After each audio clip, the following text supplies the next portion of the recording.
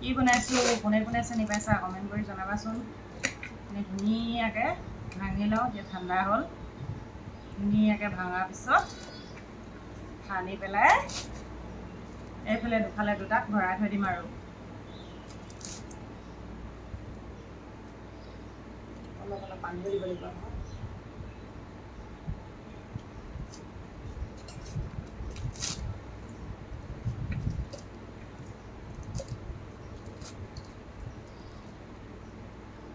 গৰমত খাবলৈ